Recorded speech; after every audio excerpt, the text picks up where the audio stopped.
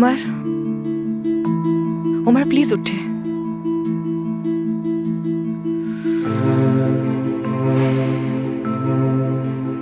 Umar please उठ जाए, हमें बात करनी है जरूरी।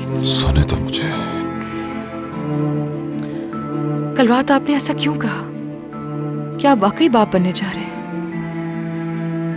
उमर, क्या आपकी जिंदगी में कोई और औरत है?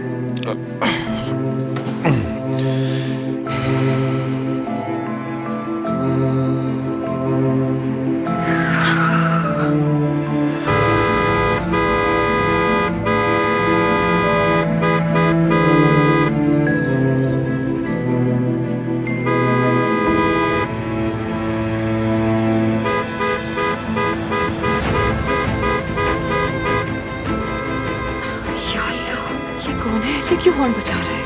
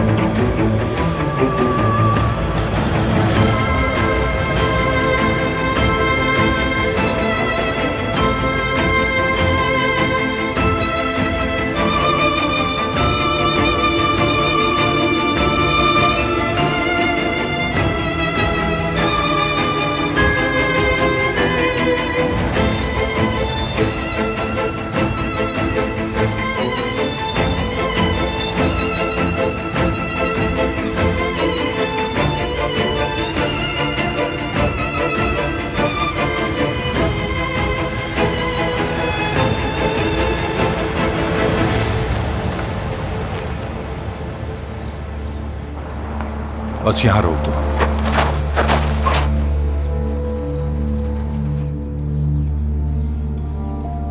कौन था वो? मालूम नहीं, मैं देख नहीं सकी।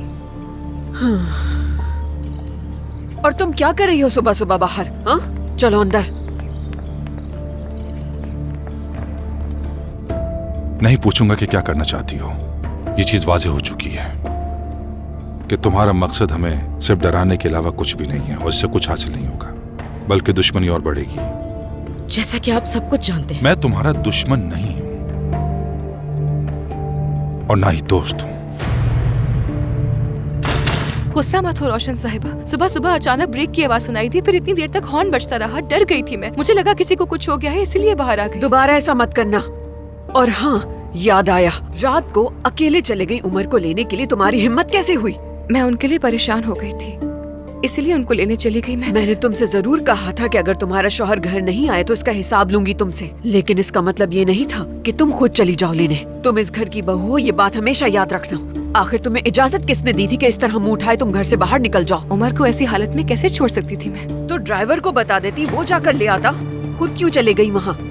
हमारे खानदान का एक नाम है, इस तरह रात गए हमारी बहू बेटियां बाहर नहीं घूमती फिरती।